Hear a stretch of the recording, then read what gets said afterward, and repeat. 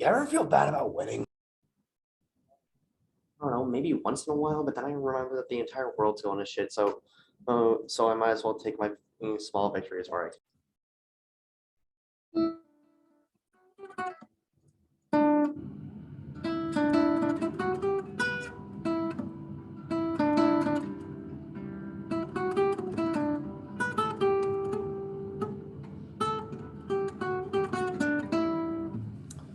Switched up on there, didn't I? I yeah, decided instead of going with dirty water, I'd go with shipping up to Boston, because why the fuck not? But Bruins lose 4-2 against the Seattle Kraken is something that I'm genuinely not very happy that I'm not saying. Because the Bruins won 3-2 in overtime against the Seattle Kraken last night. Why am I not happy about this win? Because you gotta stop rewarding teams for playing bad. And this was the Bruins coming off one of their best performances of the entire season on Monday against the Avalanche. And they ended up going with one of their most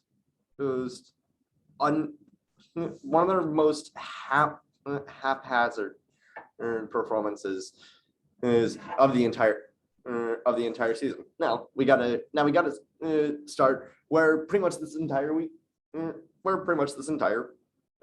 started. Marchand is finally back. Unfortunately, I traded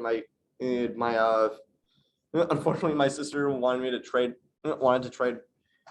sweaters with me, so now I have Bergeron instead of Marchand. But there were also some weird movements for the Bruins this week. First off, on Wednesday, they traded 2024 seventh round pick to Arizona for the rights to defenseman Michael Callahan, who was their fifth round pick in 2018 and currently has 14 points in 34 games for Providence College. I don't know. Honestly, I don't really pay too much attention to college hockey outside of Hockey East, and even then, it's only like a. You ever have like? Do you ever have that that sports league that you don't? You ever have that thing where there's like, I don't really watch this too often, but if you're gonna twist my arm about it, I'm gonna. This is what I'm gonna say is my favorite. It's like I don't give a piss about the Premier League, but if you're gonna twist my arm, I'm probably gonna say Man U or something like that. Sorry to any of my freaking Chelsea viewers, if there are any. but like Hockey East is fun, especially it sucks that Boston College is so good because my favorite team in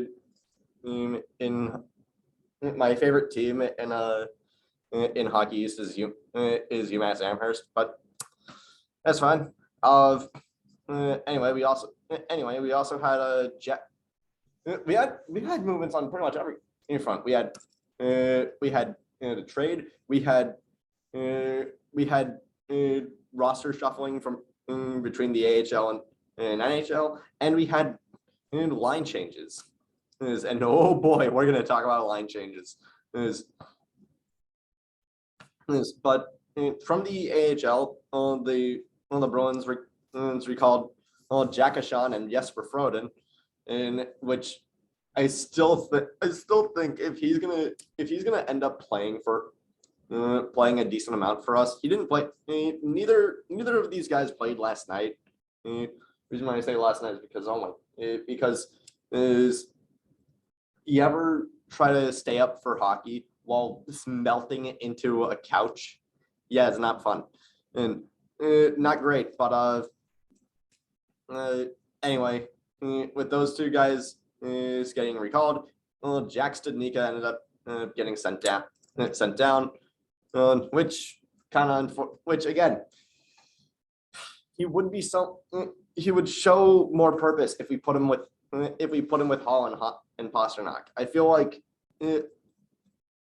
that second line is still good, but there's still something to be desired there. But also in terms of player shuffling, Jake DeBrusk is finally getting top line minutes. It's during the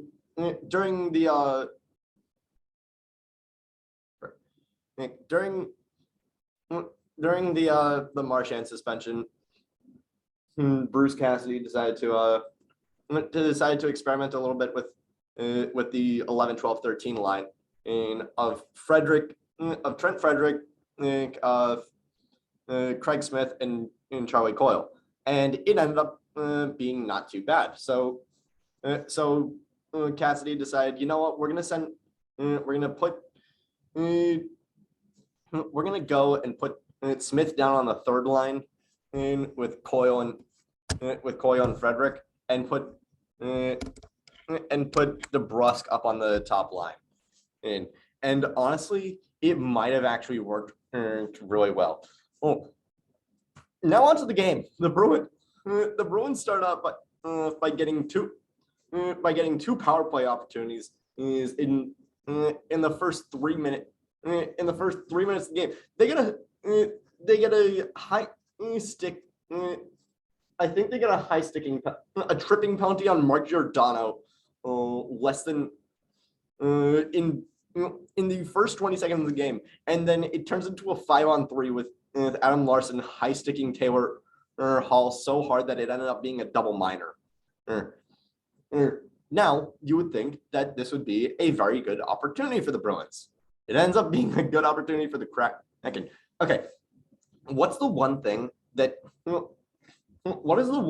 everybody compares really bad line changes to?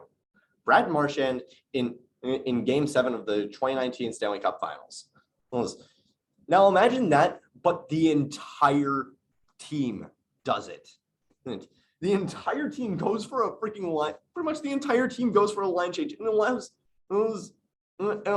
Giordano to just waltz into the freaking to put it past Linus Ullmark for the first goal of the game. In his second shorthanded goal in 3 games. Just how does that even happen? And believe it or not, that's not the Kraken made so many mistakes, and we just couldn't capitalize on most of them. Alex Wenberg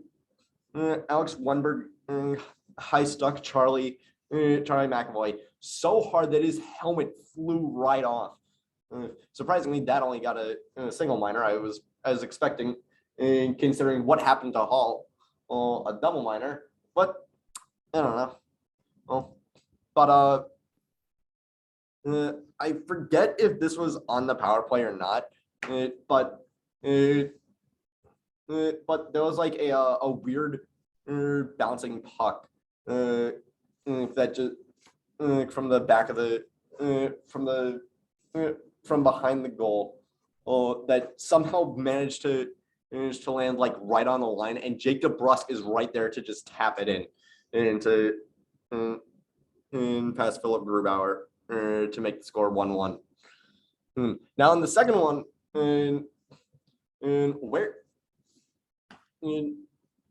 if you're to now for the second period, and if you're to put David Pastrnak anywhere to score a goal, where would you put him? The answer is middle of the face-off circle on his respect. Middle of the face-off circle on the middle of the face-off circle on the left wing. Where do you think they put it? Where do you think McAvoy put it? Exactly there. And of course, Philip Grubauer is overcommitting to the right side of the. Actually, I think it's fuck. I'm getting mixed up with with whose perspective is it? Philip Grubauer is overcommitting on his left side and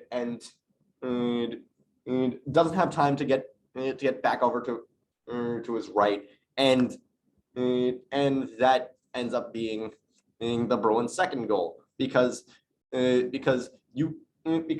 Pasta is so good at directing traffic. I can't believe it. The dude is like, hey, I'm just gonna stand here. You guys pass it and pass it and pass it, and then just put it to me. And that's how I got his 28th goal of the season. Holy crap! The dude's on a freaking tear. Just like the Kraken on defensive breakdowns. Okay. I have to go back to this freaking tweet that I saw. I can't remember who put it out, but it was like the Bruins have a statistically good defense. They also have a nasty habit of turning the puck over in the defense in the neutral zone and defensive zone, that leads to a lot of the goals that are scored. So they have a bad defense.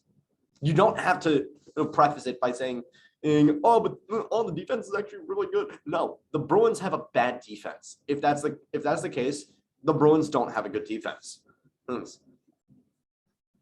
Good defensemen don't allow that to break down.